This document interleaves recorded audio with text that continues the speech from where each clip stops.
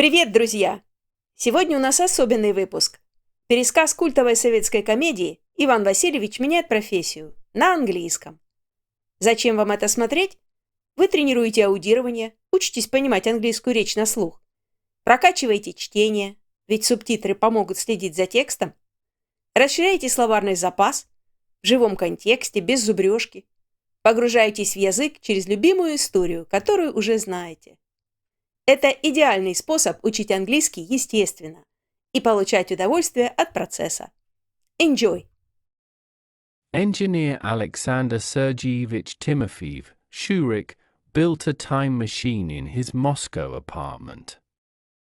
One of the launches fails, causing a power outage in the building, which greatly irritates Shurik's neighbor, Ivan Vasilievich Bunshaw, the building superintendent, who wants their apartment complex to be recognized as a house of high cultural standards.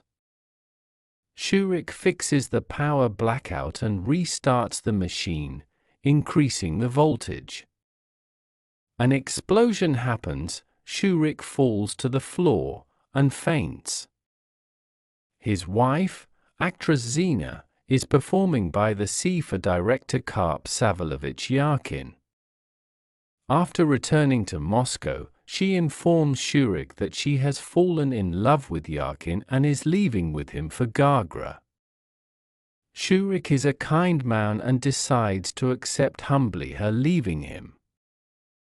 He tells Bunshaw's wife, Yuliana Andreevna, about the situation. Shortly after, Bunshaw runs into Timofeev's apartment, demanding to postpone their divorce to avoid ruining the statistics. Meanwhile, a repeat criminal, Georges Miloslavsky, calls another Shurik's neighbor, dentist Anton Semyonovich Shpak, from a payphone. Imitating a female admirer, he finds out that Anton Semyonovich won't be home until the end of the workday.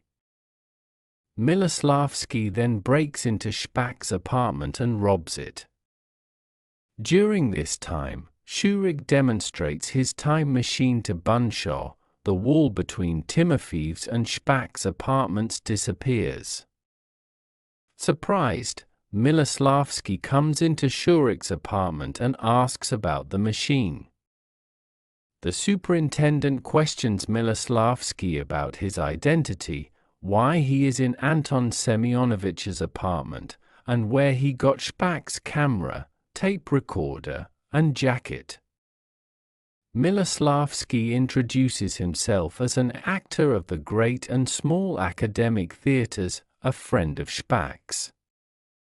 Inspired by his success, Shurik dreams of seeing medieval Moscow. He starts the machine again, the wall disappears, and a portal opens into the royal chamber of the Kremlin in the 16th century, where Tsar Ivan the Terrible is dictating a letter to his clerk, Feofan.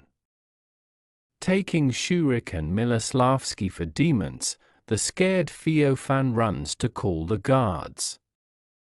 Bunshaw, considering Shurik's machine antisocial and illegal, tries to call the police, but Miloslavsky forces him to hang up.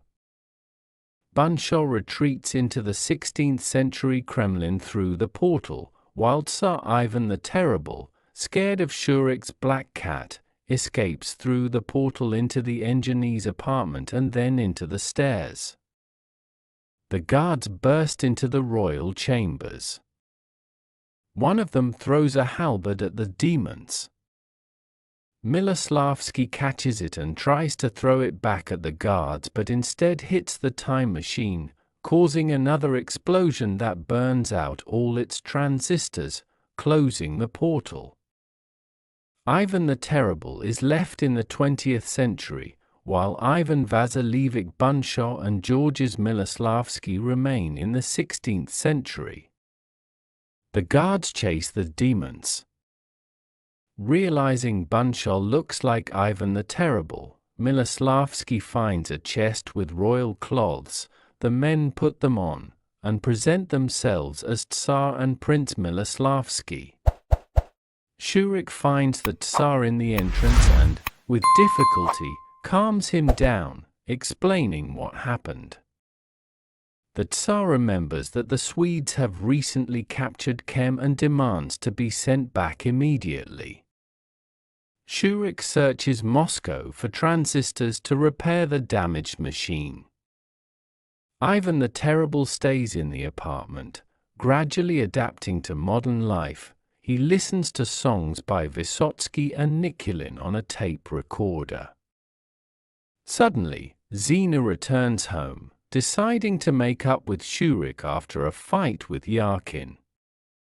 By mistake, she takes his suitcase.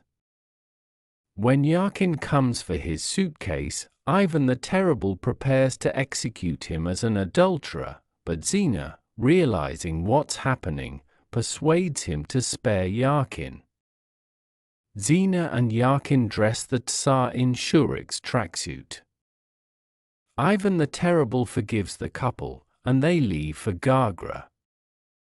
When Ivan the Terrible steps onto the balcony in a tracksuit and wearing Miloslavsky's jacket, neighbors Yuliana Andreevna and Shpak take him for bunshaw. Shpak complains to the superintendent about being robbed, and an outraged Yuliana Andreevna accuses her husband of drunkenness. She climbs into Shurik's apartment through the balcony and demands that the alcoholic return home, but Ivan, calling her a witch, attacks her. Shpak asks the Tsar to sign a list of stolen items: 2 tape recorders, 2 cameras, and 2 cigarette cases.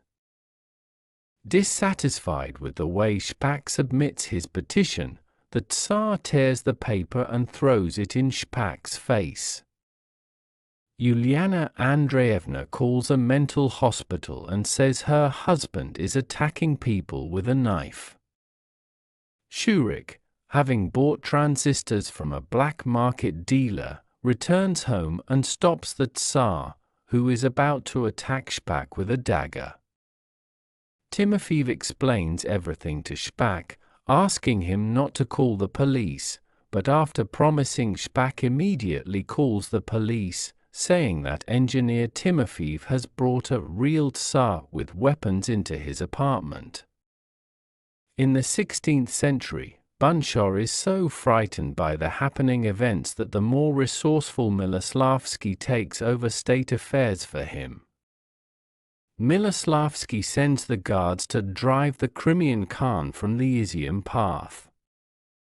A Swedish ambassador arrives, demanding that Kem's land should be handed over to his king.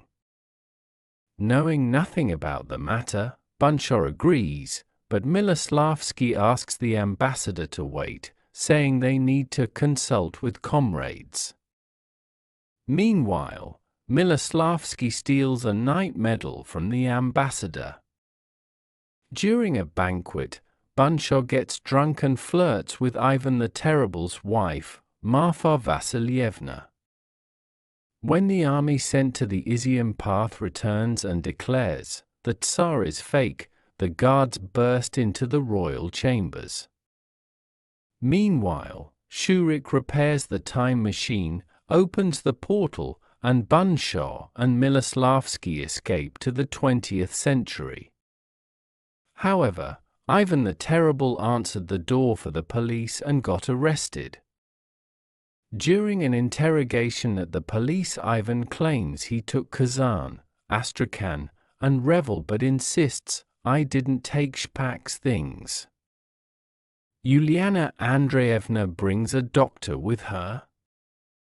The police realize they are dealing with a lunatic.